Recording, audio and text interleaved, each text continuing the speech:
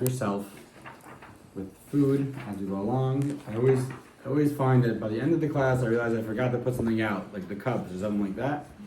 So make sure to tell me if there's something missing. We are going to begin lesson 5. Don't mind me, I And- just wanted to do that. And for those that weren't here, well, I think most of us, I wasn't here last week. you were here last week, right? But most of us were by the Purim event. Were you, Oh, for Laurence, were you there by the Megillah reading? yeah. So, and you were there as well. So all 3 of you were there with Megillah reading. I said a joke about Yep. the guy that, the person that wasn't Jewish and was so curious to know how Shabbat is like. Yes. So he never had an opportunity to be by a real Shabbat. Welcome, Jay. Good morning.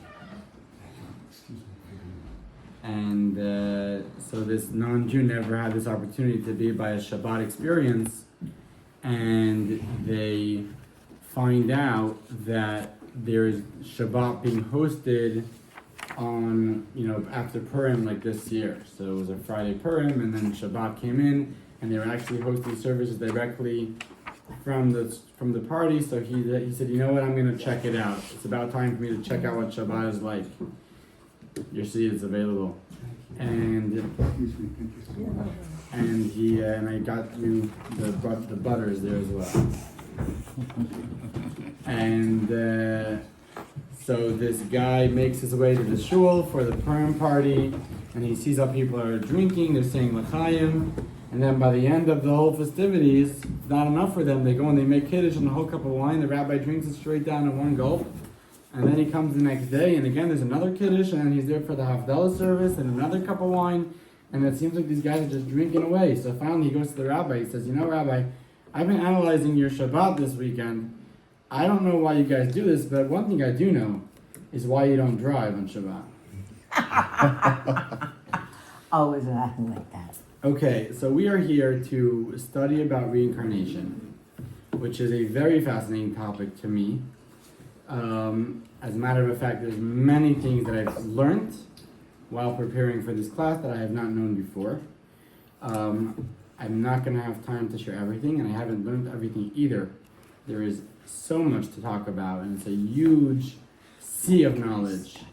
But we are going to try to get a bigger picture and clarity on how this works. The question is, do we believe in reincarnation, and what that makes us feel like? In 2017, they did a Pew study, you can see on the board, and they asked how many people believe in reincarnation, and 33% of adults, American adults, you believed in reincarnation, out of which 7% of atheists, of people that consider themselves atheists, believed in reincarnation. 45% of people that were spiritual but not religious, and generally women were more prone to believe in reincarnation than men. It seems to be a very high number, and I think the question we're going to begin with is, how do you feel about reincarnation? So, I want to grab, let's do that question first. We're on page 147. 147 in your booklet. Do you need a pen? Does anyone need a pen? Everyone has a pen. Again, feel free to get up and help yourself. No, are you sure? No, No. I'm gonna, Are you sure? it's up in the airplane. It's 170. Yeah, you know your partner's up After and once you get get out. up, it's the Thanks a opportunity. lot. We can move over the table a little bit. How about we do that? 147? But then you can't see Bring it that. over this Well, way. whatever you like. I'm gonna Just grab it. Okay. Okay. Lift it up. No, you don't have to lift it up. I'm just gonna. Okay, great. Good. Oh, There's more over. okay. Not Okay, I'm gonna give 147. you a moment to You say 147? page 140. That's lesson 4. I think it's Page- 175. 175. Yeah. My mistake. No. Page 174. Yes. Okay, there we go. Page 174. So we have 2 questions. How do you believe about the concept of reincarnation? How do you feel about the concept? Are you fascinated, perhaps charmed, or does it disturb you? So I just want to go around the room and grab one word from every person that comes to mind What do you mean? from reincarnation. What word comes to mind when you hear reincarnation? Is it, mythical, Inspirational. inspirational? Tom, Interested. I just think interesting. interesting, right? Okay. Infinite. Infinite, Continuation. continuation. Wow. Jake, we got a word from reincarnation? Can't do it with a word. Can't do it with words. Well, feel free to chime in. Okay. So, I don't know, I didn't get the message from Jay yet, but from everyone else, it seemed like a pretty positive response, which is very interesting. I think generally speaking, this classroom very much feels, as we see over here, that reincarnation is perhaps a connection with the past, something positive. And there's another side of it, which some people might feel that this is a denial of personal identity, something which is a little bit scary, something which is a little bit frustrating, something like, why is it my fault that someone else did something and I'm carrying their baggage for them? I think that there are a number of issues that someone might have with reincarnation. I am going to ask you on page 175, I'm going to give a number of minutes to fill out this exercise. It's a true or false exercise. Let us know what you think about reincarnation. 175? I guess that's 175. Thank you. Take your time.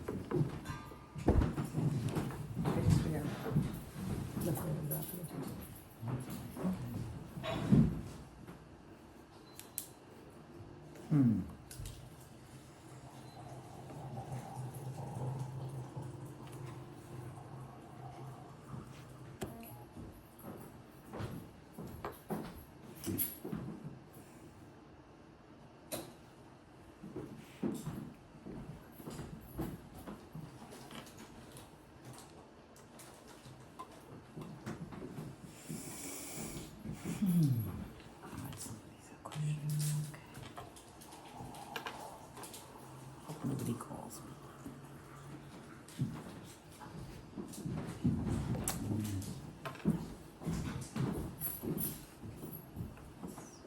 Okay, did we fill out our answers? You can It's just yes or guffaw no. from me. It's just a yes or no question. Well, I have a question on the question. You got a question on the question. Okay, that's smart.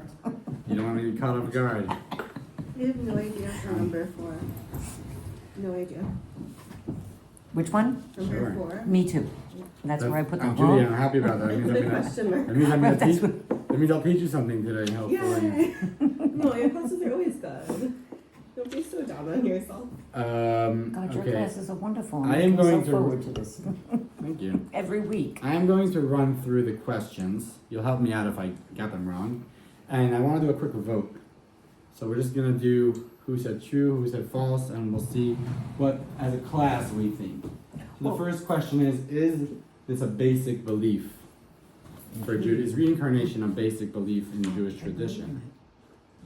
So we got 1, we got 2, we got 3, we got 4 truths. I think 5 so. truths? I don't know. 6 truths. Okay. Okay, that's a true. Is reincarnation about the soul returning? Is that the question? Yeah, in the Jewish view, reincarnation means that a soul that inhabited one body returns to inhabit to another. inhabit another, right? Is that what reincarnation is about? True? Could I get the truths? True. 5 truths? Mm-hmm. False.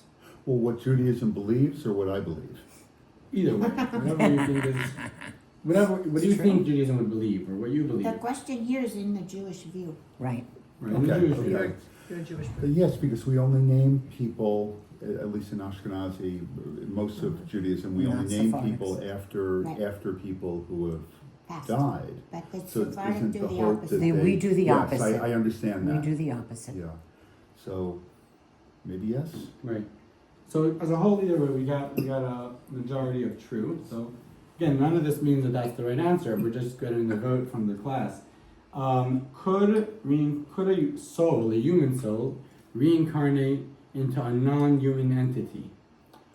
I would say Judaism says no, but True. my wife's mother is the cat that comes over to our house, the back window, that started there the night she died. So we say, hi, Mom. Wow, that's so But, cool. so we don't really believe it, but True or false? Yes, my mother. So let's get a hand. I'd say false for Judaism. You get False. a hand False for Judaism. True. True. Say Yeah. true. You got 2 trues, and you got how many falses? I Four. said false. 4 falses. So we're gonna go with false for now. Now But you only is give 2 examples that I know, so I don't know. Well, just wait. He'll tell us. Yeah, both No, I don't know. I could be wrong. that's fine. It's fine to be wrong. I'm also wrong all the time. Shared identity. Is Is that number reincarnation 4? about the fact that we have a shared identity, or do we have an individual identity? Do we share the same I don't get personalities? that. I thank you. Question. Well, neither did I. It's one soul. It's a soul that goes Cool. So from let me say- body so to let me- body. So let me ask you the question like this. Oh. Well, I think if it could go into a non-human, then I would think that means it's not a shared identity. Mm-hmm. Maybe yes, maybe no. What are you could defining a as male identity? become a female? Will the personalities be different? Will one personality Yes. be melancholy and the other personality would be very, Okay. lighthearted? Personality. Do they share personalities, or do they have different identities?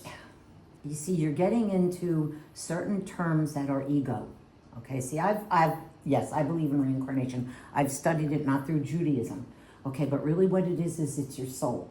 And then your soul inhabits a body, but then there's also things that happen to you. You know, like for I example. understand. Like So everything. I And I'm don't. talking about is there more to the soul?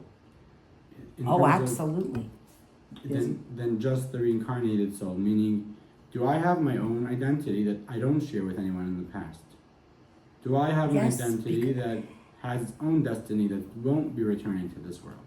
No, you're always going to return to this world. In my Okay, opinion. Question. Yeah. Do I we love this. travel in units? Like I don't know, like with That's- family and friends, like do we like reincarnate together? That's a like, good question. group? That- Oh, you're That's a also good curious? question. Okay. Yeah. No. I did a lot of reading a So few years fun. ago. What happens Yeah, is very okay. you do sometimes you reincarnate into families and you do travel together. Hence certain, what is it? Genetics, epigenetics. When you start bringing in some of the science. Okay. But let's get a Yeah. true or false for this. So for the raise of hands, who says that we share an identity with other people? Is that true? Maybe. We got a 2, got a 3, and then who I says still that? I still don't I get the didn't, question I either. saw, I Thank you. heard, I read it differently, so I had said false. Like my soul is still my soul everywhere. It's not like the soul gets blanked out and becomes. Right, so another the question over person. here is, if there is reincarnation, which means that the soul recycles itself, does that mean that it has each time, does it have an individual identity, or does it share an identity with the previous lifetime? So let's say it shares an identity, true or false? I would think it does not share. Mm, It does not Yeah. share an identity, it does Yeah. not share an identity. You don't think it? I still don't understand Maybe- the question, but if you're making me answer, I'll say no for now. I'll say no for No. now. Okay, I think we got a I majority of guess no. false. Fine. Okay, and then the question is the goal of reincarnation, is the goal of life to become a greater reincarnation, to become a better person in the next cycle around? That's what Yes, Buddhism I know. believes, no? Again, I the don't- goal of life is to become a greater person next reincarnation, true or false? For those that say true, raise your hand. You're supposed to learn lessons. False. I think we got it. I think most of us say false. No, What's the opinion? I think the goal Yeah, of right, life next. is to be the best person you can be here in this world, Right. not for a goal Okay, of that's some great. future world. That's great. That's great. Is reincarnation a punishment? Reincarnation is a punishment, true or false? Yes. True? No. You got 1 yes, False. and everyone else says false. So we got a false. Lessons. We are all, or most of us in this generation, are reincarnated souls. True or false? True. Very true. Okay, we seem to mostly agree on most of the topics. So let us begin. I want to take a few minutes to ask Jay, you didn't tell us what you thought before, so maybe you could elaborate a little bit on how you feel about reincarnation. Well, let's take the last one, okay? Because I think that's important, that we are all reincarnated somehow. It might not be reincarnation of one person. It might be many people that have gone before who were close to us. Several of the best traits or traits of our Right. grandparents and great-grandparents. That's And maybe not one for one. That's what I That's believe. great. That's great. Let me stop you in your tracks and ask you about the feeling of reincarnation. What feeling does it evoke? Meaning, this was intellectual. Emotionally, what feeling does reincarnation evoke for you, and why? Maybe tell us a little bit. Thank you so much. I believe that we are part of our family, and then going back or extended family, and part of me will live on with the people that I loved and my people and my forebears, my afterbears. Okay. So that's the feeling I got. It's not a one-word thing. Okay. I believe there's something in the future of me that will be out there in some way, and hopefully it's not dilution, it's something. So, if I understand you correctly, you see reincarnation as a form of continuation, Yes. of continuity. Okay, let's go to text 1 on page 176. Did I get that page right? Yes. 176. We are going through reading the first paragraph of the bedtime Shema. So some people are not aware of this. If you open up any siddur, whether it's Ashkenaz or Sfard or Chabad or whatever it might be, you got the morning prayers, you got the Shachris, you got the Mincha, you got the Arvit, the Mariv, which is the evening prayer, and then there's a following prayer after that, which is the bedtime Shema. And it's an absolutely gorgeous prayer. The middle of it being the Shema, but most of it being about recounting our day and repentance and returning our soul to our Maker. It's a very, very special prayer. There's also a special prayer that we say if we're going to be having sex. And then there's a prayer that we say right before going to bed where you're not supposed to speak after. You say that prayer and you ask God not to have any bad dreams. So this is a very special prayer. The first paragraph of that prayer, which every Jew around the world says, no matter what siddur you use, is the following prayer, and I'll ask Joanne to read it for us in text number 1. Okay. Master of the universe, I hereby forgive anyone who has angered or vexed me or sinned against me, either physically or financially, against my honor or anything else that is mine, whether accidentally or intentionally, inadvertently or deliberately, by speech or by deed, in this incarnation or in any other. Okay, so I will refrain from talking about this paragraph too much. All I will say is that we are clearly, before we go to bed, we let God know I'm not holding any grudges. I'm going to sleep without any grudges. It's a big word. It's a big thing to say before you go to bed. It's not necessarily easy to say. Real people, I don't think said this paragraph very easily. I think it took them a very long time to say this paragraph. But in any case, one of the things that we say is, I forgive anyone that has wronged me, whether it was in this reincarnation or in a previous reincarnation. So clearly, Judaism believes in reincarnation. Do you have a question? I can't say this, or people are being held in Gaza by Hamas. How can you forgive anyone who is sinning against you currently, terribly? How can you go to sleep with that being your last words? That's a great question. Did either the writers of this in the 4th century BCE or whoever take into account people who are currently planning terrible things against you? Right, so that's a good question. And again, there's a different JLI course that deals with this question at length. And that's obviously not the topic of our discussion. What? Which course is that? I have to remember. Okay. The War and Warriors course. Probably. But there is a Don't know. JLI course that they actually refer to me in the notes that says that they deal with this discussion and this topic more in general. Okay, But I want to focus on reincarnation. okay. What is, now that we said that reincarnation is a Jewish belief, could anyone ask me the obvious question from based on previous lessons to reincarnation? Why reincarnation cannot be a Jewish belief?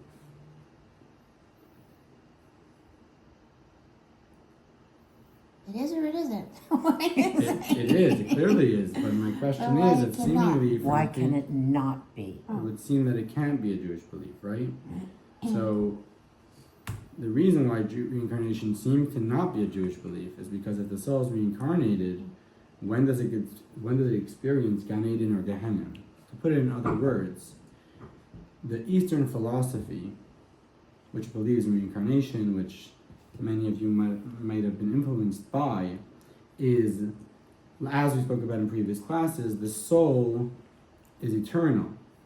So where does the soul go after the man dies, after the person dies? And the answer is, it doesn't go anywhere. It just comes right back. It floats around until it finds another body to go into. But Judaism doesn't believe that. Judaism does not believe that the soul has to stay in this world to be eternal. There's other worlds. There's soul worlds. The soul doesn't have to be in a body all the time. The soul actually eternally goes to a better place. It gets cleansed up from what happened here, Right. and then it goes to paradise, and it returns from where it came from originally. So why would Judaism believe in reincarnation?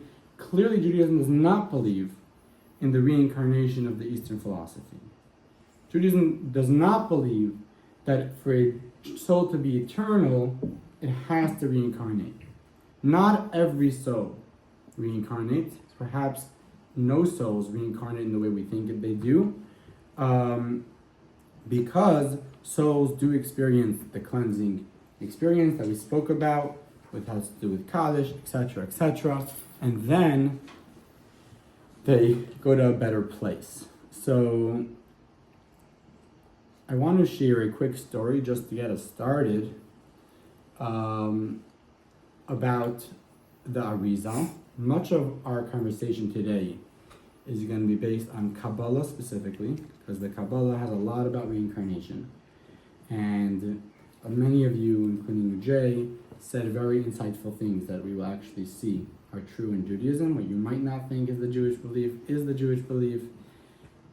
Reincarnation is a huge topic, and again, we're only going to be scratching the surface here.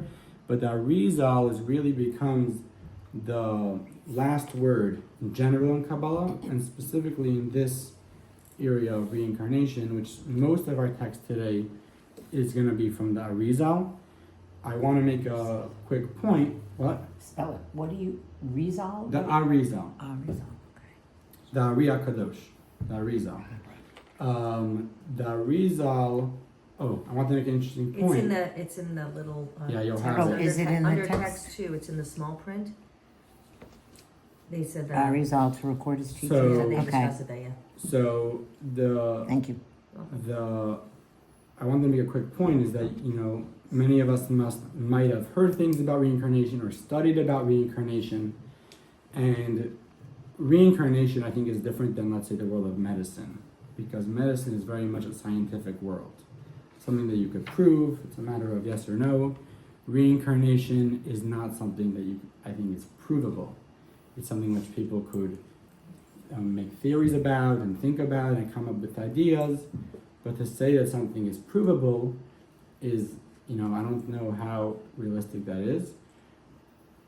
In Judaism, there's something called Kabbalah, which Kabbalah means that someone heard this from a higher source. So we believe that a certain person was on a level that they were able to receive a prophecy and know something, whether they were told something by Moses or by a greater teacher, and that's something which is passed down, right? So when I would go, I don't know if any of you have ever worked in an office that you had these Friday boys coming on doing the tefillin on Friday, asking you to wrap tefillin or take Shabbos candles. When I was a young, 14, 15, 16-year-old, we were going to Manhattan to the offices, and I was very argumentative, and I love to have a good argument. And I would be arguing with these 50-year-old lawyers that are being paid, $400 an hour, and I'm arguing about if a God exists. And I was a 15-year-old boy, and they would always, but I put up a good argument, and they would always tell me, you got to be a lawyer one day. and it was a little bit humorous, or maybe a lot of bit humorous, that I'm this 15-year-old boy, and I think that I have the right to argue with a 50-year-old. But I made an argument to them, which I think till today I believe in, and I still think I'm right, which is, you are telling me 50-year-old wisdom. I'm not telling you 15-year-old wisdom. I'm telling you 3,000-year-old wisdom. There you go. And that's the power of Judaism. The power of Judaism, when we study any topic, and especially a topic like this, even a topic of science, which science has only proven time and time again that Torah, by the end of the day, is always right. Anything that science said which contradicted the Torah, eventually they came back around and said that they were wrong about that. Science has time and time again proven that Judaism, that Torah is eternal and Torah is true, because we know it from the blueprint. We don't know it from the aftermath. We know it from the source. And such a topic is that much more powerful to think about how we're being given the way it is, not the way it's theorized about, or not the way people imagine it to be. This is what we've been told. So the Arizal, there's a great story about this older guy that could not find his soulmate. And he's searching and he's searching, and he's 40 years old, and he has still not gotten married. And he went to the Arizal, and the Arizal said, you got to travel to Alexandria. And sure enough, he travels to Alexandria, and he meets this 20-year-old girl, and they love each other, and they get engaged, and her father puts down 150, whatever it was, a large sum for the dowry, and they were happily married for 3 months, and then she passed away. And he comes running back to the Arizal, and he says, why do you send me to Alexandria? I should have never gone. I would have rather been single than experience that heartbreak. And the Arizal told him as follows. The Arizal said, 20 years ago, when you were 20 years old, you went into a business with somebody. You went into a business venture with another person. And that person caused you a lot of anguish and made you lose 150, whatever the amount of money was, whatever type of money it was. And you held that in your heart. You harbored that pain and anger. And that person died. And you harbored that pain and anger. And because you harbored that pain, that soul wasn't allowed to go to heaven. And in heaven, they told that soul, you got to return and give back the happiness of the 3 months of pain that you caused this person, and return the money that you stole from this person. And sure enough, he came back into a girl. And when that girl was 20 years old, she gave back that experience of partnership, this time in a different form, as well as the exact sum of money that he lost from that person.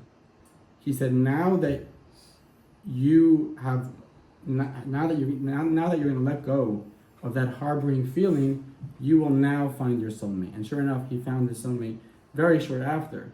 The point being, if he didn't harbor those feelings, he would have found his soulmate 20 years prior. Because he harbored those feelings, he had to wait 20 years to allow that soul to fulfill its mission and its purpose, to be able to go to a better place. And now he was able to move on in life. This is one of a few stories that I'm going to be telling you today, not necessarily to explain what reincarnation is, but to give you a picture of some of the places that we know we've seen in Judaism this concept of reincarnation. So we just answered one question, and that is, according to strict Judaism, if you could be reincarnated into the other sex. Correct. Yeah. That's Okay. for sure. Yes.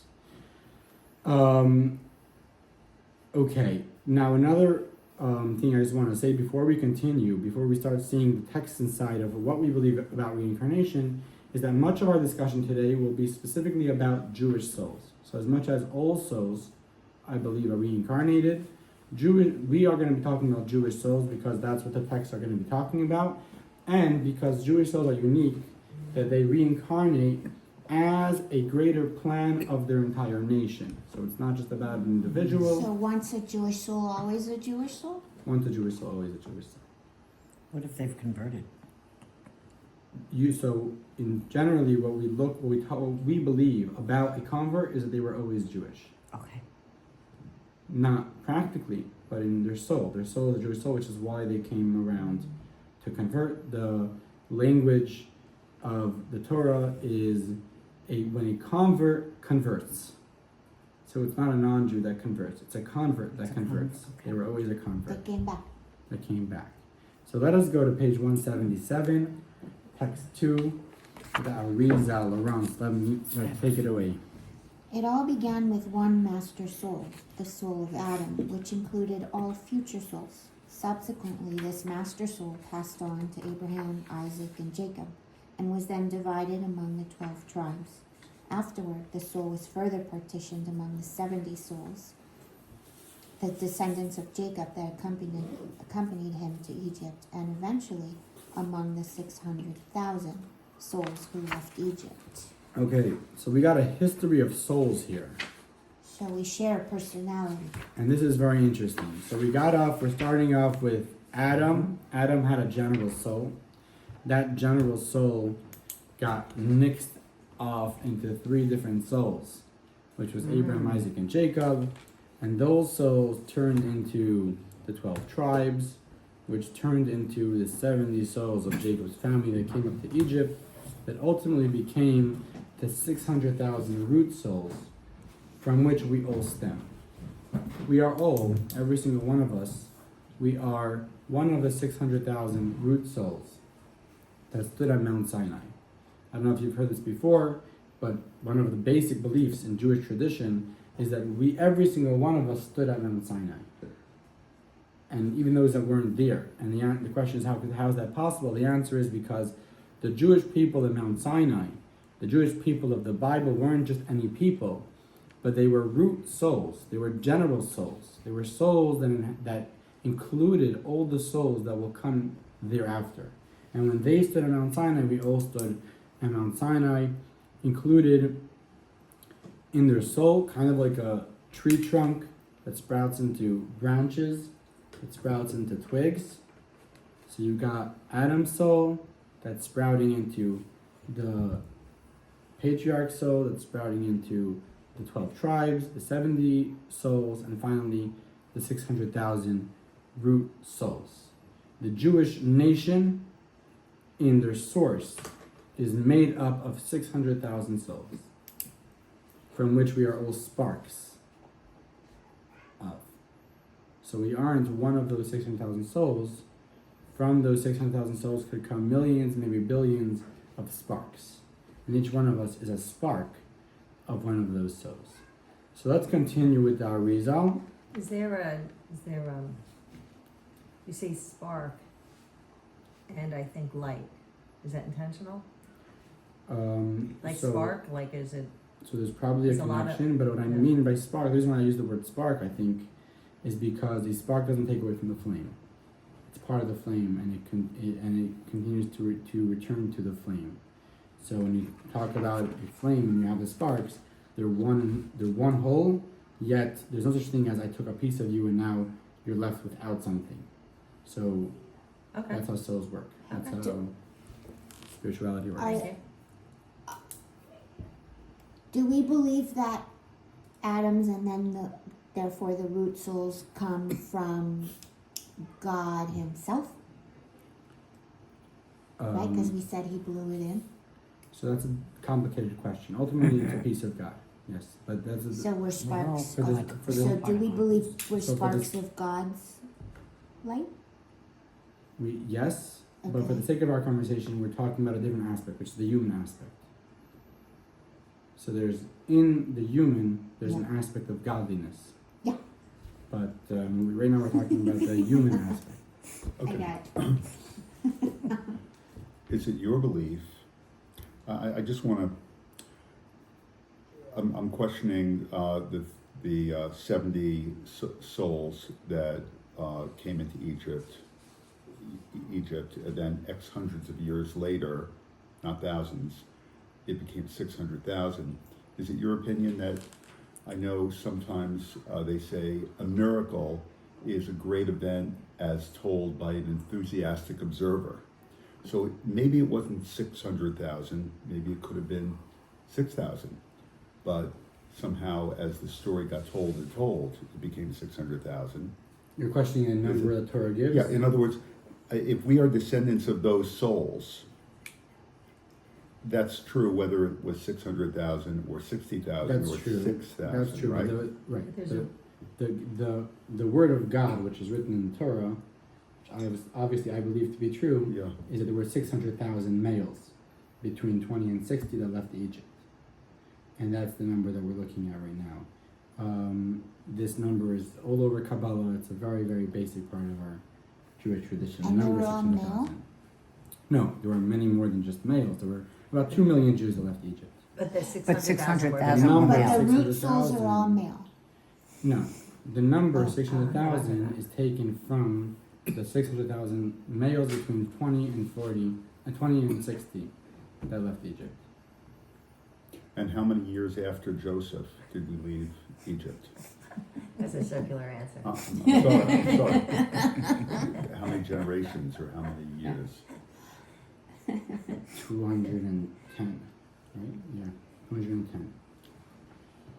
Okay, you also have to keep in mind that the Medrash says about how we were having babies like crazy. We were having 6 babies at a time or something like that. There was a lot going on in Egypt. Were we converting Egyptians who didn't want to follow their idols? at That time also, too? but that's not part of this number. Okay. It's not part of this number. Okay, so let us continue on with the reason. I just want to say that a lot of these questions are going to be answered. It's a full picture, so we have to get the picture of it. Let's have some patience and we'll get the picture. You have an enthusiastic crowd. One We thing do. that I could say, which is interesting, is that the story about that reason that I told you before seemed that reincarnation is a punishment, as you mentioned, which I think we said false to. Yeah. The story that I just said, what we Yeah. just read now about Adam turning into the 12 tribes and etc., doesn't sound like a punishment at all. It sounds like something very different. But that 20-year-old woman sounds Yes, a little like punishing. That sounds like a punishment. And what Exactly. was her life? Go to page She 178, needed to text 3. become free, Go for right? She it. needed to be released. Furthermore, you That's must why. know that every person must fulfill all of the 613 mitzvot. If a soul does not fulfill all 613 mitzvot in action, speech, and thought, it must, 178. It's here, yeah. it must be already reincarnated went, until Shoot it it off. completes them all. Okay. Interesting. So, soul's mission. Let's look at the board. We got the soul's mission here. We got the soul's mission is to reveal God's presence. The soul's mission is to fulfill all 613 mitzvot. And the soul's mission is to rectify and elevate both body and soul. Let me explain. Every single one of us are come down to this universe with the soul mission, like Jay said, not to be reincarnated, not to go to paradise, but as I spoke about many times, with a mission and a purpose to bring godliness to this world. How do we do that? The answer is by doing mitzvahs and by studying Torah like we're doing right now.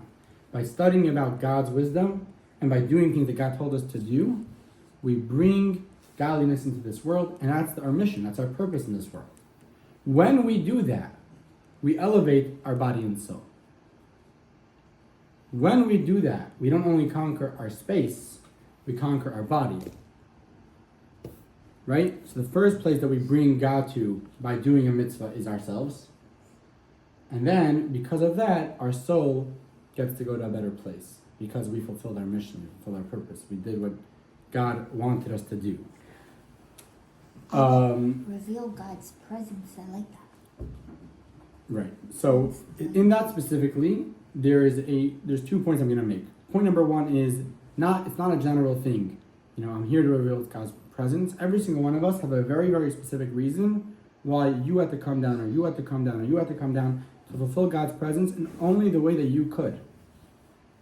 And the reason why you had to come down is because no one in history in the last 6,000 years was ever able Neither did they have the ability, neither did they accomplish what you are able to accomplish in terms of bringing God's presence into this world. And that's why you had to come down for the purpose of creation. And not only that, but the fact that you woke up this morning is for the same reason. Because God believes that today, not God believes, God woke you up this morning because He has a mission and a purpose for you that only you could accomplish today, that no one was ever able to accomplish in history, and He needs you for that. And that's why you're here, and that's why you're going to be here until you're not needed anymore, and then we move on. When you The- wake up and you thank God for Right, for faithfulness being- right. in Right. The us. morning prayer. So God, we thank God for entrusting us Yeah, with the mission and the purpose and the belief. And we go to our psychologist and we say, "Do you believe in me? And do you trust me?" But we wake up in the morning and we realize that God is the one that believes in us. We don't need anyone to validate our existence. God validates our existence. God says, "You have a mission, have a purpose. I need you. I created you for a reason." That's the greatest validation you could ever receive. I'm getting off on a tangent. So the point being that we each have an individual mission and purpose, not just a general thing. Point number 2 is it says that every one of the general souls have to fulfill in their lifetime all 613 mitzvot.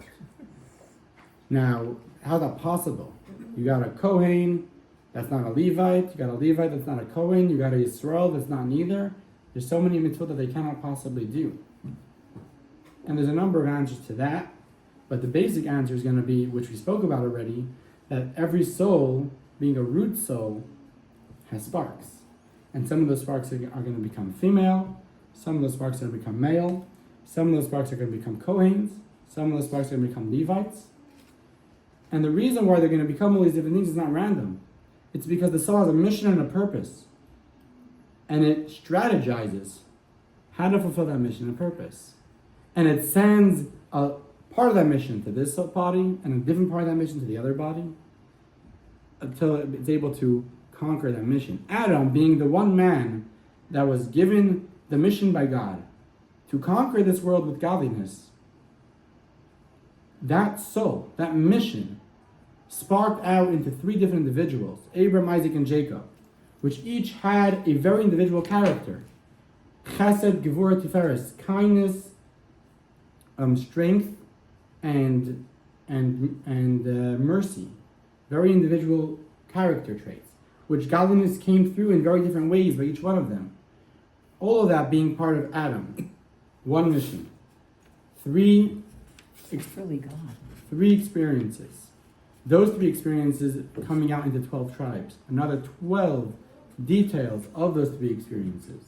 And then those 12 coming into 600,000, those 600,000 coming out into millions or billions of Joannes and Lawrences and every single person around this table. Someone that has their own unique experience and their own unique ability to bring God into the way that only they could channel and do, all part of that greater mission of Adam coming into our patriarchs.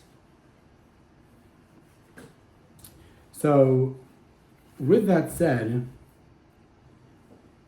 so we had over here, let me just make sure I was giggling and I'm thinking about this checklist. You know, like you're work oriented, right? So I'm thinking about this 613 item checklist that you're trying to get through. The mitzvahs. They're all your different, right? But you don't know where the So ledger we're- is. Like so- you don't know like what's been done and what not you've been done. done. So we will talk about that, which is a great question. Okay, so reincarnation allows the soul to complete its mission. And that's the purpose of reincarnation. Reincarnation is not about coming back to be reincarnated. It's the soul. Reincarnation is about allowing the soul to complete its mission, its greater mission. Let me hold your question for a minute. We're going to spend a few minutes on another interesting topic, which is it's not only about fulfilling the 613 mitzvahs, it's also about allowing the soul to complete the study of the entire Torah. And we are going to get some insight in this video. So enjoy.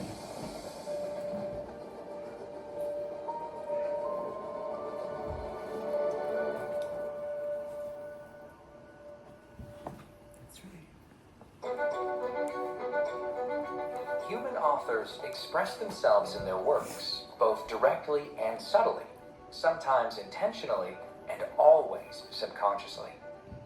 When we read a text, we can choose either to read the lines or to engage in more intricate analysis and read between the lines.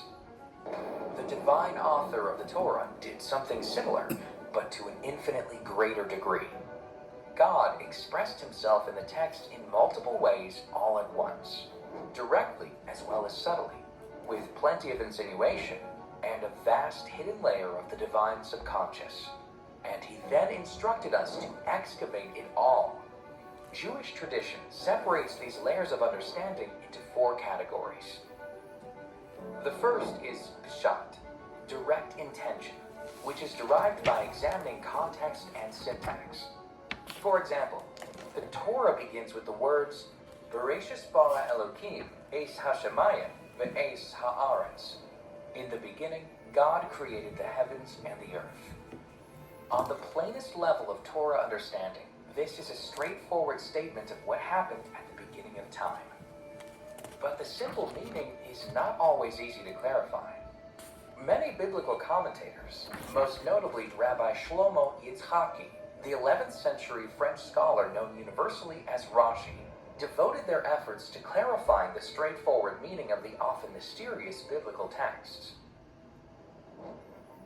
Our second layer of understanding is remez, allusion. This refers to subtle communications that are encoded in the text. They can be uncovered using methods such as the numerical values of the Hebrew letters, the acronyms of words and phrases, or unusually sized letters in the Torah scroll. For example, the Torah's first 2 words, Bereshis bara, in the beginning, God created, carry the numerical value of 1,116. That's the identical value of the phrase Barosh Hashanah Nibra. It was created on Rosh Hashanah. We are thereby informed that Rosh Hashanah is the anniversary of creation. Our third layer of understanding is drush, interpretive. Our sages extrapolate a vast corpus of ideas and instruction from the Torah's text through methods such as textual comparison, sequencing analysis, and homiletical interpretation. For example, from a sequencing perspective, the Torah begins with the wrong beginning. It describes creation, a narrative that is seemingly secondary to the Torah's primary function as a book of guidance that tells us how God expects us to act on a daily basis. The Torah should have dived directly into the nitty-gritty of the laws. On the interpretive level, however, the Torah first describes creation to tackle a major hurdle to Torah observance. The majority of Torah laws rely on the Jewish nation owning and settling the land of Israel. We were instructed to conquer the land and never relinquish our claim of ownership over it. But such a radical claim to a territory is bound to provoke opposition. Who gives us the right to take possession of a land and claim it as our eternal heritage? The Torah, therefore, begins with creation, clarifying that God is the creator of all territories, and he has the right to permanently bequeath a specific parcel to a particular people. It then records the history of God doing precisely that with the Jewish people. With this switch in sequence, the Torah supplies the Jews with the response God expects them to provide all who accuse them of land theft and occupation. The fourth layer of understanding is sod, hidden meaning. This refers to the deeply mystical messages that float behind every phrase and letter in the Torah. For example, the word Bereshis can be split perfectly into 2 words, bara, shis, meaning he created 6. God first formed the 6 emotive divine attributes, from chesed, kindness, through yesod, attachment, as described in Jewish mysticism. God then used these 6 attributes to create the actual universe. So there you have a sampling of the 4 layers of understanding that can be found in the Torah's very first words. Beyond this, a vast ocean of knowledge is contained in these same words. And beyond that stretches the infinite vastness of wisdom contained in the rest of the Torah's close to 80,000 words.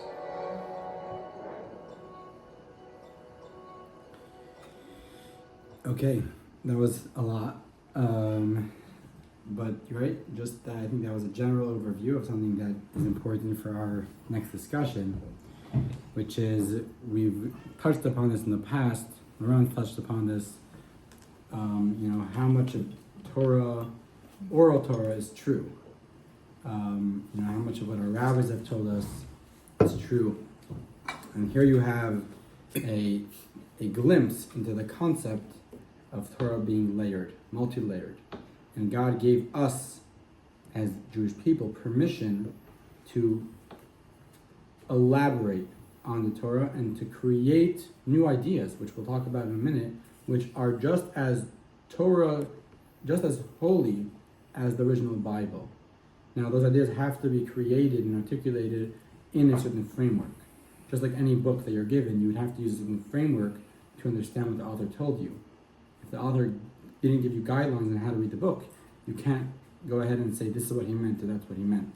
But if you have the guidelines of how to learn Torah and how to understand the deeper meaning of the Torah, you could go ahead and understand many layers to Torah. We know that there are 4 general layers, which, like we said, is the pshat, the simple meaning, the remez, the hints and allusions, the drush, the expounding and extrapolation, and the soul, the esoteric explanation. It is said that within every single part of Torah, there are 70 faces to Torah. So among the 4 levels, there is generally 70 meanings to every single basic word of Torah. And within that, there's much, much more than just 70. And like I told you, I have a hard drive right here that has about, I think it's 200,000 books. And these are not all the books of Torah. These are just the ones that made it onto the hard drive.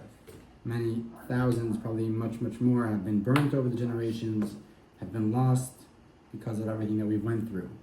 Even just in the last 7 generations, just the Chabad Rebbes have lost more books in fires, etc., and running away than they published. And I have a library upstairs of 4 bookcases of their books. So you could just imagine how much has been written on Torah, on all 4 levels of Torah. And you're just talking about 7 people. I have 4 bookcases. Okay, let's move. So with that said, let's move on to text 178. Tom, I'm going to have you read. Text 178, text 4. You should also realize that each individual must study all 4 of the Torah layers, which are referred to their own acronym, grades, or orchid. These are the Peshat, Remez, Darush, and Sad. Literal, allusion, exegetic, and mystical. It is necessary for the soul to be reincarnated repeatedly until it completes them all. Okay, so each soul must uncover all the aspects of Torah. Let's move on to page 179. Judy, text 5a. May it be your will, our God and God of our fathers, that the holy temple be rebuilt speedily in our days, and grant us our portion in your Torah. Okay, so ethics of our fathers. We say this every single day in the Shemona Esrei, in the silent Amida. We say, Yiratz Mofenecha, may it be your will of God to rebuild the holy temple and to grant me my portion in the Torah. What does that mean, my portion in the Torah? So let's move on to page 180. Judy, you can continue with us. Text 5b. This is from the Rebbe. As explained in numerous sources, the soul of each Jew has a specific segment of the Torah with which it is particularly associated. This explains the phrasing of our sage's statement, grant us our portion in your Torah. Our portion implies that each of us has a unique portion within the Torah. This concept is further expressed in our sage's statement that there are novel Torah concepts that an accomplished student of Torah is destined to introduce, Talmud Megillah 19b. In other words, the entire universe anticipates the birth of this particular diligent student, awaiting the moment that the student innovates, meaning uncovers, the specific concept within the Torah. For this concept is this student's portion of the Torah. So I want you to understand how incredible this message is. Moses gave us the Torah. He gave it all. It says that there is nothing that someone is ever going to come up with that Moses didn't give on Mount Sinai. Which means that everything that will ever be said about the Torah that is true was included in what Moses said on Mount Sinai. But Moses didn't know it. Moses was standing on edge until a diligent student is going to come with a new idea. And he talked about me. I'm a 14-year-old, little guy studying in a yeshiva. And I'm told, if you studied diligently and if you use the tools that you were given to properly understand Torah, you are going to come up with novel ideas, which I've come up with many, thank God. Novel ideas that were never introduced in history, and Moses has been waiting 3,000 years to hear, to find out, to be introduced to this new concept. That doesn't mean that I'm greater than Moses, absolutely not. I can't compare myself to any rabbi from the past. However, nevertheless, my soul is unique, with a unique mission, a unique purpose that no one will ever be able to come up with. I'll just give you a quick story, which I think was a beautiful message to me. Not to get into the, what our various opinions might be about this story. I have a friend that is very talented. And part of the reason why he's so talented is because he's extremely ADHD. And he's jumping off the roof. But he's a huge personality, and he's funny, and he's outgoing, and he's clever, but he also has a very hard time paying attention. And as a student in class, he did not have an easy time. And for whatever reason, he chose not to deal with it, in a medical form, not to take any pills or whatever. But this was something that he always debated back and forth.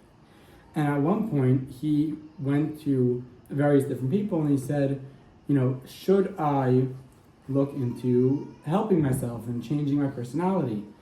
And, what most people told him were, you're a great personality, and we would be so sad if you didn't bring the energy that you brought to the table. So I don't know if that's a good idea, and basically saying, as much as you think you're not a good student, but you have so many other good things to bring to the table, which is what makes you unique, and you shouldn't necessarily look to run away from that. But that didn't necessarily suffice it for him, because at the end of the day, he felt, right now I'm a student in yeshiva, I'm trying to learn, I have a hard time learning, so it's very nice that you're telling me that I'm good at other things, but you're basically telling me that I'm not good at learning. And maybe I should still, consider doing this for the sake of learning. Until he went to one of his teachers, which he was particularly close to. And that teacher, who is a brilliant guy, he's known in the entire Jewish world as a brilliant scholar, who I think is also ADHD, told him, it's not about the fact that you have a great personality. The ideas that you come up in the classroom regarding our study, I don't know any student that will ever be able to come up with those ideas.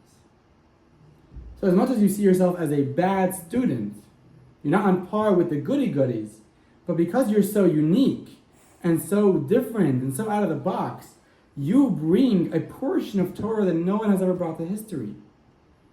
And you don't want to lose that. You don't want to let go of that. That's something that I would be sad about not having in my classroom.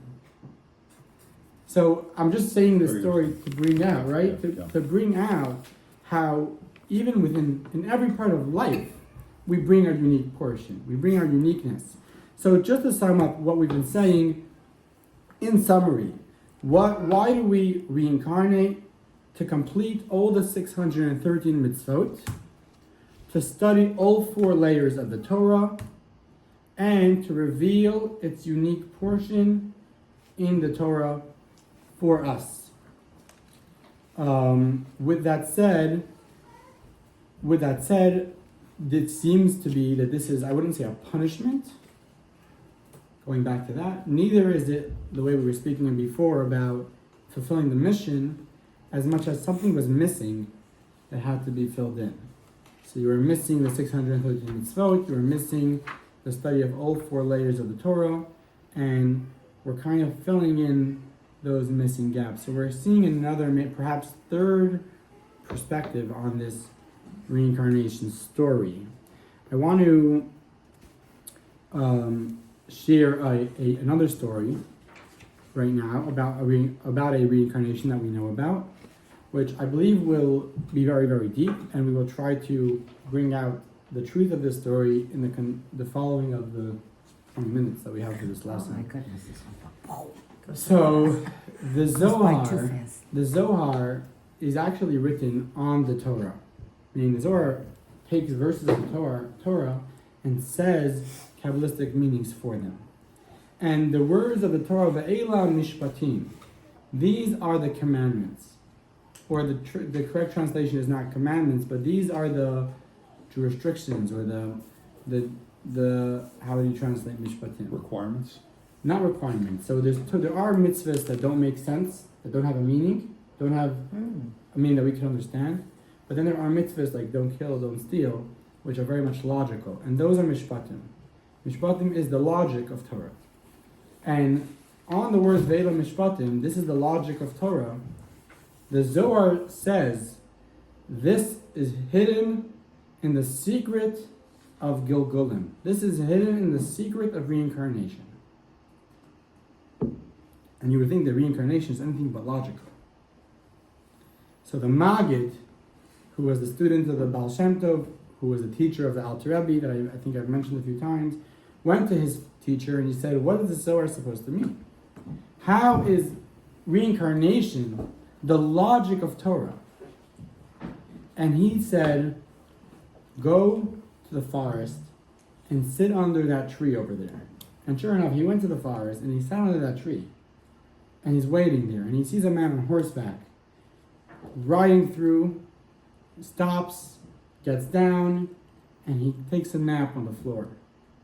After a couple minutes, or an hour, or whatever it is, he gets up, he gets back onto his horse, and he rides off.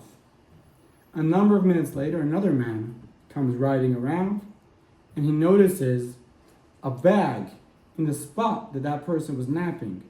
He gets down, he picks up the bag, it's a bag full of gold coins. Puts it in his pocket, and he moves on.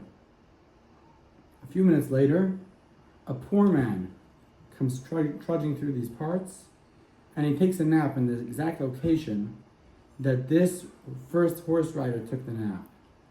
Sure enough, a few hours later, the horse rider comes around, and he sees this pauper sleeping. And he wakes him up, and he says, where's my bag of money? And he says, I don't got your bag of money. And he says, where's my bag of money? He says, I don't have your bag of money. And he beats him. And he beats him to the core. And if the guy had a question until now, he only has a bigger question now. And he goes running back to his teacher and he says, where is the just in this world? I saw it with my own eyes. How is this allowed to happen? And his teacher said, I'll tell you a story. There was once a man that did business with another man and ripped him off all his money. And when that other man took him to court, the judge who was bribed didn't favor with the one that was correct, he favored with the one that was incorrect. He said, this happened in a previous lifetime. The first horseback rider that you saw that lost the money was the one that cheated the other guy off his money. The second horseback rider that you saw that got the money was the one that lost the money in the previous reincarnation. And the pauper that was beaten was the judge. So when Torah says, this is the logic of Torah, says the Zohar, what do you mean the logic of Torah? Does the world make any sense? You look around and you see a terrible world. Does this world make any sense? The secret of the world is reincarnation. The logic of universe is reincarnation. The logic is because we get revisited and we revisit it and we revisit again. And what happens in this world that seems to not make sense makes perfect sense if you understand the bigger picture. The Rebbe would always like to say the story of the guy that never heard of the medical world. And he walks into a surgical room. and he sees people standing there with knives and there's blood dripping. And he flips out and he says, "You guys are murderers." But if he understood the bigger picture, he would understand that these are not murderers. They were people that saved lives. And there was actually an IDF soldier that lost a loved one in the war and came to the Rebbe crying, and the Rebbe cried with him. And after crying with him, the Rebbe said, you know, if someone were to walk into your camp, into your army camp, army base, they would go crazy. These guns and missiles and tanks, you guys are a bunch of murderers. But if they understand what's really going on here, they realize that you guys are lifesavers.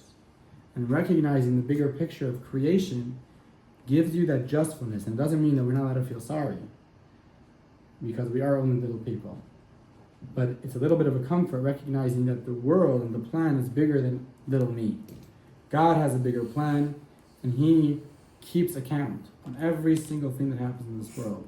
And nothing is ever forgotten.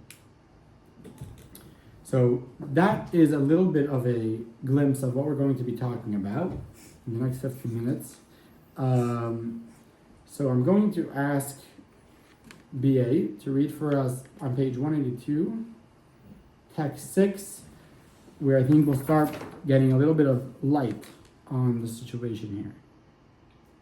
Although we've stated in numerous passages of this treatise that a specific individual soul was reincarnated in a particular person, and it was subsequently reincarnated in another specific individual, and so on, do not misread this as implying that the original soul itself is reincarnated repeatedly. Rather, each human soul branches out into innumerable roots. Every root contains an infinite quantity of soul sparks.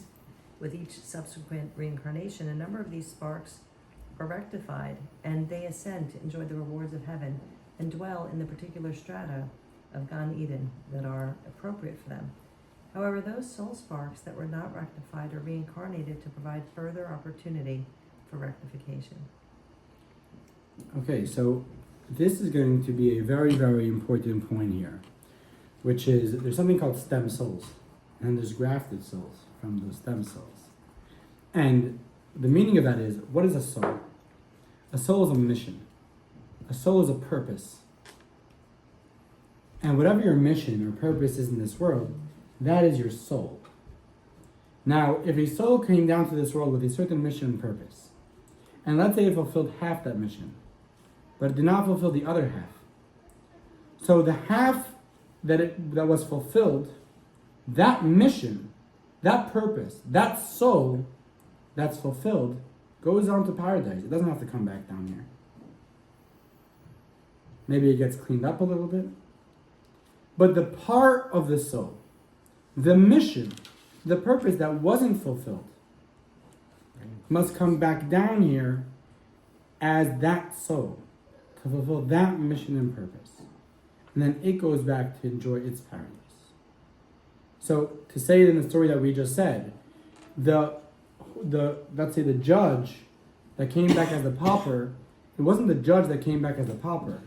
It was the part of the judge that messed up that came back as a pauper to fulfill that mission and purpose. Not the full soul. It wasn't the full soul. So Any part of this judge that did what he had to do went on to a better place. Yeah. And then the question It doesn't get becomes, we know that, I'm going to take your question in a second.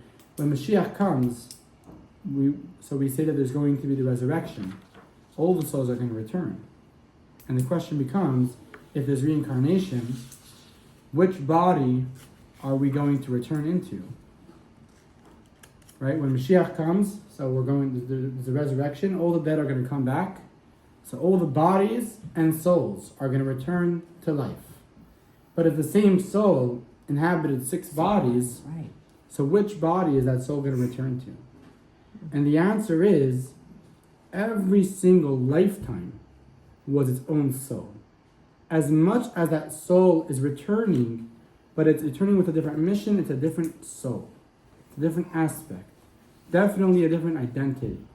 When I say I'm reincarnated, that means that I'm part of a chain of events. I'm part of a mission to complete. But I am an individual with my own mission, my own identity, my own purpose. A purpose that never was and never will be. And And, if Mashiach doesn't come in my lifetime, I will definitely return in this body, because that's the soul, this is the body that this mission was accomplished in. So if you encompass 10 different bodies, when Mashiach comes, you're coming back in 10 different bodies. Right, but your consciousness will only be in your body. Okay. You're gonna, Because I'm you're gonna get conscious, to I don't meet, know that, You're gonna get to meet the chain that you're part of. You're gonna get to meet all those other people that are part of fulfilling your one mission, your, fulfilled mission. Imagine sitting around a table and being like, the 10 of us together fulfilled all 613 mitzvot. Where the 10 of us together learned the entire Torah. But it's not the same you again and again. It's a number of people together that fulfilled one flame, one mission, one purpose. Sparks of the same flame coming into different bodies. Just like sparks of your own individuality coming from the same flame. So forming a team then, all these sparks come together. Exactly. So we have the rectified sparks that are mitzvahs that were properly observed. We have the unrectified sparks. And then we have the rectified sparks ascend to Gan Eden. We have the unrectified sparks that become the foundational spark of a new soul. Okay, let us move on because we have 10 minutes. How are we doing with time in terms of anyone have to leave? I'm gonna leave. I'm You're gonna- gonna have to also. Okay. We're running a little bit on time, but not exactly. So let's talk about another type of reincarnation that's brought in Kabbalah and in Torah. There's something called partial reincarnation. The Hebrew word for that is ibur. Ibur means impregnation, which means that one person, a body and soul, have in him or her another soul, which is a guest in that body. You got a host soul and you got a guest soul. So each of us are not the guest, we're the host. But we might have within us a guest. And I'll talk about that a little bit more. So I'm Let's not see really that. responsible for all my actions. That's very good news. Let's see that. So we'll see exactly what that means. Let's see that on page 183, text 7a. J. Go for it. The concept of Gilgul, reincarnation, is that a soul requiring further rectification enters the body of a child as it emerges from the mother's womb to serve as the newborn soul. It has no permission to leave that individual until the person's destined day of death. By contrast, the concept of Ibor, soul impregnation, is that a soul enters an adult body and is already inhabited by a soul, the person's primary soul received at birth. In this case, the individual is merely impregnated with a guest soul in addition to harboring a primary soul. The individual then carries the extra soul much as a woman carries a child in her womb. Go on, 7b. A soul experiences Ibor for one of two reasons. A, the impregnated soul comes to an individual for its own sake. In its previous life, it failed to perform a particular mitzvah and was therefore left lacking. This was the kind of mitzvah that was impossible to perform under the conditions of that lifetime, such as the mitzvah of Yibum, Chal Tzidkash, and the like. It is therefore not obligated to engage in a full-scale incarnation, described earlier in this treatise, for soul impregnation is sufficient. B, the impregnated soul comes solely to assist an individual, to bring a person additional merit, or to guide the individual in matters of Torah and mitzvot. In this case, the impregnated soul lacks nothing for itself. Okay, so we have this partial reincarnation, and we have number one, that it's a temporary guest soul. Number two is it's for the guest soul's sake, or it could be to assist the whole soul. So let me explain. when we spoke about before the concept of a soul returning to fix something that it did in this world, or to fulfill something that it did in this world. If that person is at fault, then they will return. Kind of like the story that I told you before about the Arizal, or the story that I told you before about the person that owed the other guy money. Each of those cases was that person was at fault. They had to return in a body to experience something that's going to fix them, like that girl that had to return for 20 years. Then you have a situation where the soul is not at fault, but there's something that just has to be completed, something that has to be fulfilled. And in that case, the soul is not necessarily going to embody a new human being. The soul might be a visitor in another body to experience those rectifications without having any effect on that person. So you're not going to be aware of the fact that you have someone accompanying you, but they are, just because they need it for their own experience. They need it for their own rectification. That would be one point. Another point, which I think is much more powerful, is that sometimes we are given a soul, or what you might call inspiration, or a spirit, to assist with our life, to assist with our work. So kind of like what you might, and I'm not sure if this is accurate, but you know, the Kabbalah talks about how Moses exists in every single Jewish leader. And does that mean that every Jewish leader doesn't have an individual soul? And I believe every Jewish leader has an individual soul, but they also have a ibur, a guest soul, called Moses, which gives them the power of leadership. The concept of leadership in Judaism is not individualized for every single person. It's a general concept of Moses, which is passed down from generation to generation. That's a quote-unquote reincarnation. Moses is not being reincarnated, but there's an aspect of Moses. There's a spirit of leadership, which is there to assist the leader in their work. And every single one of us might have some sort of energy, some sort of spirit, some sort of temporary, partial soul that's reincarnated to give us energy, spirit, help, to move us forward. Another example of this concept of partial reincarnation is going to bring us to the question, do we reincarnate in non-humans? And I think we said false. We don't reincarnate in non-humans. And the answer is that we do reincarnate in non-humans, as you said, but I'm going to give some merit to the fact that they said false, because it's a partial reincarnation, which I'm going to explain. They say this great story of these two friends, Yankel and Moshe, and they made a pact between each other, and whoever goes first is going to call up his friend, jump him in a dream, and he'll tell him what the next world is like. And sure enough, Yankel went, and Moshe is waiting, and 2 nights in, Yankel shows up in his dream, and he says, Moshe, you have no idea. I get to eat when I want, I get to sleep when I want, the sun is shining, I'm in the middle of sitting in pastures, it's beautiful. And he says, wow, I can't wait to join you up in heaven. He said, who said anything about heaven? I'm a cow in Montana. Okay, so there's a concept of non-human reincarnation, which I'm going to move through quickly because we are very short in time.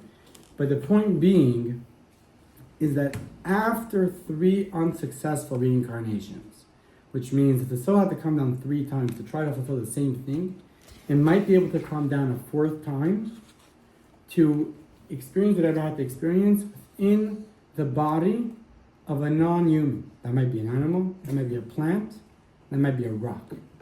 However, the soul of that rock, or the soul, which there is a soul, we're not going to talk about that right now, but the soul of that rock, or the soul of that plant, or the soul of that animal is not the human soul. Because a human soul cannot give animal life, or even plantation existence or rock existence. There is a rock soul and an animal soul that exists within the animal. But there's an impregnated soul.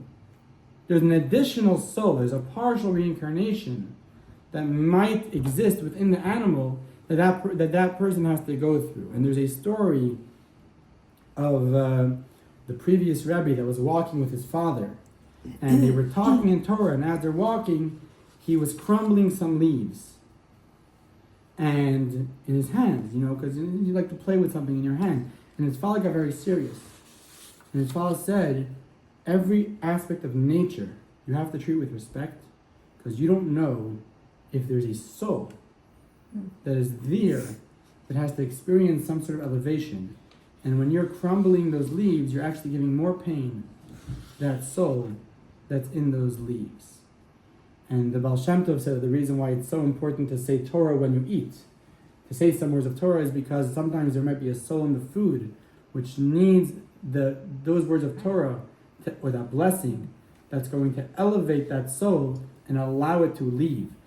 A soul existing in a human body is natural. It's normal. A soul to exist in an animal or a plant is exile. It's torture.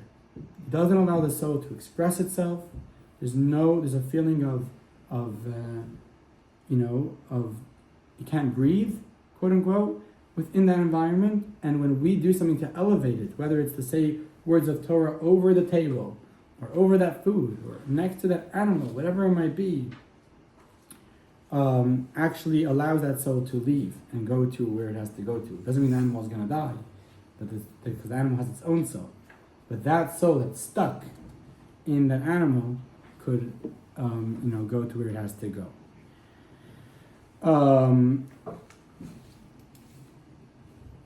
Okay, we are at 11:30.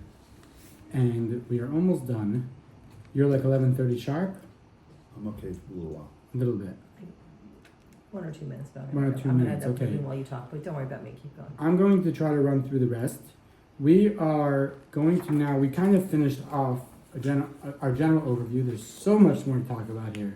But this is a general overview, which I hope you felt like you learned something from this conversation. Giving you some insight on what reincarnation is in Torah and how it works and why it works and where and when and what. The question now is what I don't know why I just blanked out. Yeah, BA mentioned is, how do I know who am I? Or how do I know what my mission is on that checklist of what my souls are trying to accomplish? I was thinking we could track it in the cloud. And the answer is going to be on page 187, text 10. So I'm going to, Jay, you want to read for us? 187, text 10. It is impossible to deduce the intuit whether one possesses a reincarnated soul or not, unless one is the recipient of a mythical communication in this regard. You may wonder, how then will we know the purpose for which we enter this world? Which mitzvah we must scrupulously perform, or which transgression we must especially avoid? The answers are naturally ingrained in us. We experience natural affinity and longing to perform a certain mitzvah when that mitzvah is critical to our present incarnation. Or our inclination strives especially hard to entice us to commit a particular sin, for it is the very same sin in which we blundered during our previous life. Okay, I'm going to ask you to move on to text 11, page 188. I think this is important. I am replying to your letter in which you inform me that you accepted and are implementing my directives regarding Torah study classes and giving charity, but as far as the situation at home is concerned, your marital harmony appears only superficially to have improved, while the underlying reality remains unsatisfactory. I already told you in my previous letters that it would be challenging. You are meant to find it difficult, for the success of your life's mission hinges upon your sincere efforts towards marital harmony. Go on, yeah. Our mystical teachings reveal that rare individuals are born with original souls. The rest of us are reincarnations.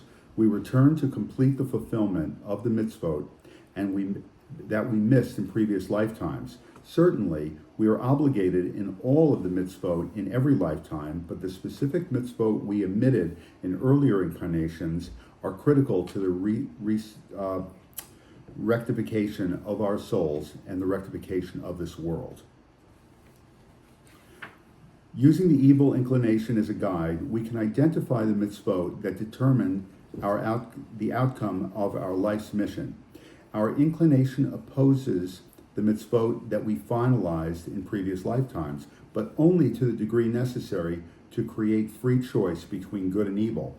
By contrast, it unleashes a fierce storm of opposition with countless hurdles and challenges when we approach a mitzvah that we failed to fulfill in previous incarnations.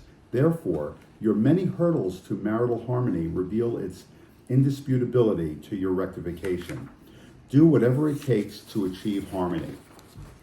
So what we have here is some very, very good pointers to see why we're here in this world. What's my mission in this world? And number one, that we're not going to read, I'm going to skip that text, is God leads us to where we have to be. You know, a righteous person, a tzaddik, someone that perhaps could hear God's voice or is in tune with God's energy, knows where they have to be. They know where their mission is at. But someone like me and you, which probably don't hear that voice, divine providence, divine providence leads us to where our mission is at.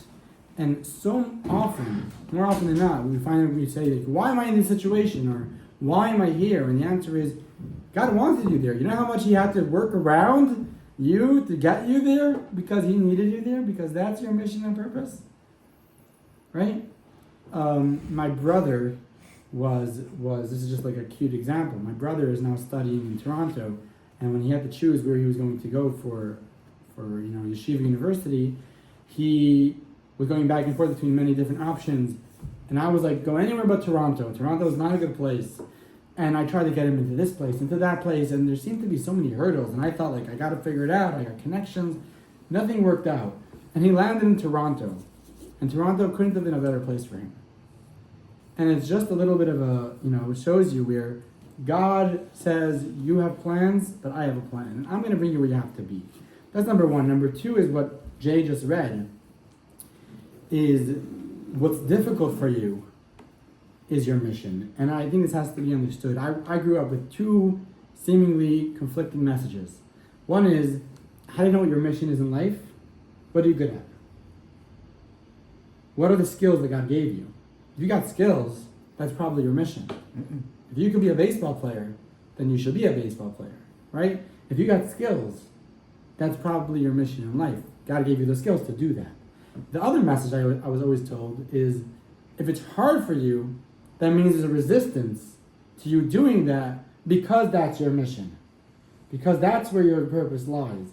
And these seem to be conflicting messages. Right? So like I was, before I moved to Manhasset, I'm thinking, where should I go for my life? What should I do with my life? And that's a big question of like, what's my purpose in life? And how do you know your purpose? And the number one thing is, where does God lead you? Right? Where is the divine providence? Where does God lead you?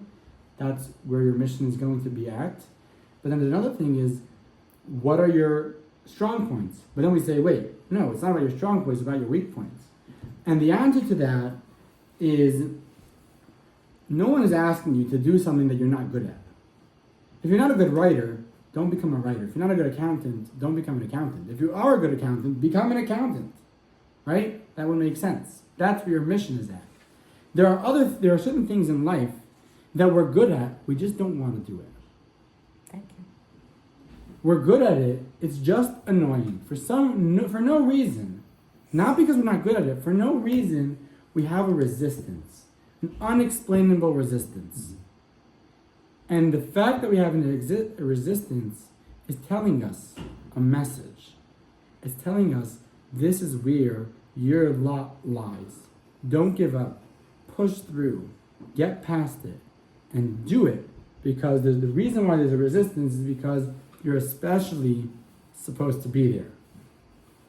So where your weak point is, that's where your mission is. And the great story is the guy that came for the job interview, And he went for a million job interviews in the past.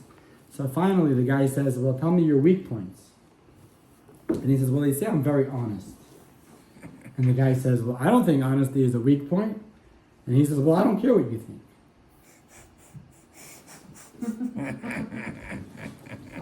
Okay. Let's see. Thank you. Bye. Okay, the key point video is going to be on the email. Jay, the key point video will be on the email, as well as another very good video that I'm going to be playing later today. The link will be on the video, so on the email. So I think something you'll enjoy. I'll see you. Okay, so let's just recap what we've been saying over here. Identify personal mission is about strengths and passions, our weaknesses and struggles, and our circumstances. And what we walked away with is recognizing that reincarnation enhances personal identity by providing a unique purpose. Reincarnation is not saying you're reincarnated from a previous lifetime. On the contrary, the reincarnation message is there was something that was not fulfilled, that you and only you could fulfill. The great line is, if you're not going to be you, who will be? Right?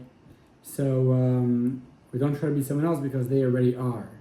So, and then we have the fact that we're building blocks, we're building upon previous generations, we're building upon previous lifetimes. Our little life is part of a much bigger picture, and ultimately God's master plan, and this provides a role within the general human mission, recognizing that it's not just about us, it's about we. And that's what reincarnation is all about. Let us do one last quick video I think we'll enjoy. The Rosen family from Miami, Florida was celebrating the birth of a new baby boy. Everybody was really excited and all the preparations for the bris were underway. There was just one minor detail that still had to be taken care of. We were trying to choose a name to name our new baby, and we didn't have any clarity, any name in particular that we wanted to name. So Mrs. Rosen decided to pick up the phone and call her father and ask him for a suggestion. He told her that naming a child is a very special parental experience. Parents have this special divine assistance in knowing what to name their child. So he advised her to use her intuition, her gut feeling. But then he said, if you can't come up with any ideas, let me just mention that we had a very special grandfather in the family. His name was David Chai. My father suggested that we sleep on it, and the morning of the bris, we look at the baby and see if we have a strong feeling when we look at him, knowing what the name should be.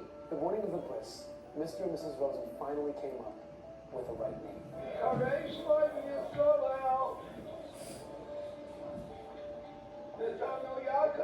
Nathaniel Yaakov.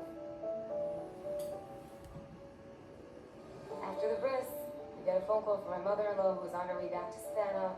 She got a call from someone else in Savannah, Georgia, saying how blown away she was that we named after the two victims of the terrorist attack that had just taken place that Friday. In Israel, there was this Palestinian who came out of nowhere and shot at a car and killed father and son. Nathaniel, 18 years old, and Yaakov, 44 years old. נתנאל שהיה נהג, ישר צעק לכולם, להוריד את הראש, לשכב, להתכופף. דיברתי עם הילדים, קראתי דביר, הוא ענה לי. מוריה, היא ענתה לי. תהילה, היא ענתה לי. אביה, היא ענתה לי. אז ידעתי שהם איתי.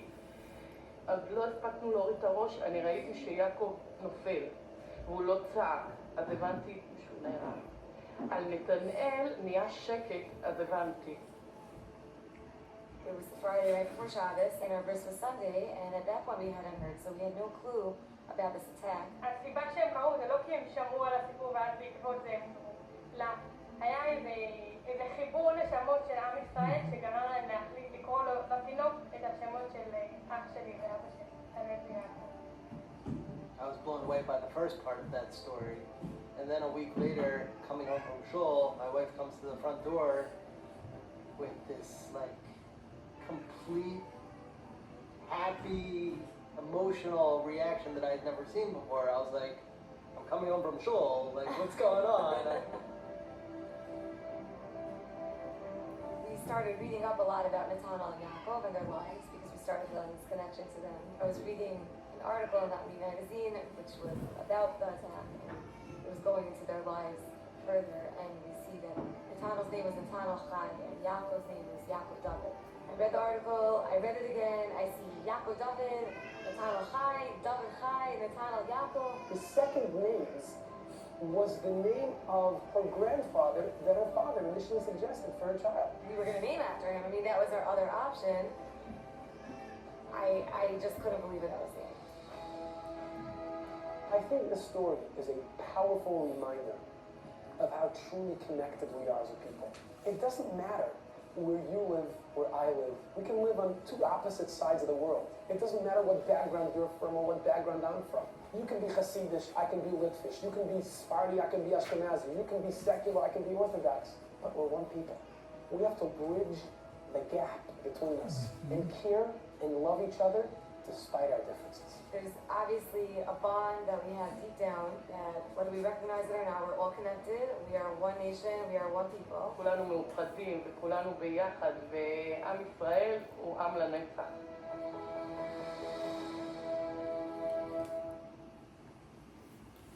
Okay, let's do the key points. Lesson 5.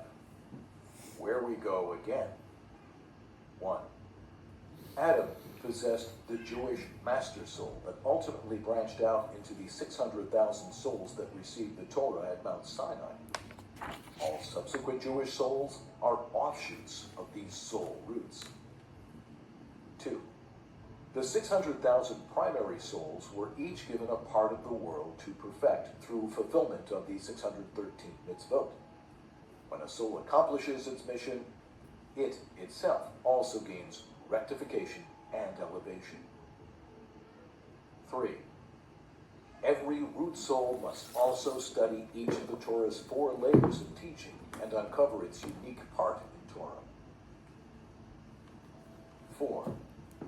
Few, if any, of the original souls completed all 613 mitzvot, nor the required study during their original lifetimes. Reincarnation provides souls with additional opportunities to complete their missions and the rectification of the world and themselves. 5. When a person dies, all the refined elements of their soul return to heaven. A new soul, built from the elements that were left unrectified, is then grafted from the stem soul and returned to this world. 6. As a general rule, our souls are reincarnations, but it is impossible to be conscious of or to accurately sense the experiences of our previous lifetimes. 7. Clues to the nature of our soul's unique task in this world can be gleaned from A. Our strengths and passions, B. Our weaknesses and struggles, and C. Our unique life circumstances. 8. The Kabbalistic view of reincarnation does not deny us our personal identity. Each of us is a complete and unique individual who is simultaneously and integrally linked to a far greater reality. Reincarnation ascribes greater importance to our existence and provides each of us a unique role within the overall human mission. Okay, there's one text that I thought was important that we didn't do. So I'm going to ask Lawrence to read for us text 14 on page 194. I think this is an important text, and we were going to end with this. Jewish women and girls play an essential role in the highly critical mission of bringing about the true and complete redemption. The women played an indispensable role in our exodus from Egypt. Indeed, our sages state that our ancestors were redeemed from Egypt in the merit of the deeds of the righteous women. As we have discussed repeatedly, they fulfill this role in each subsequent generation.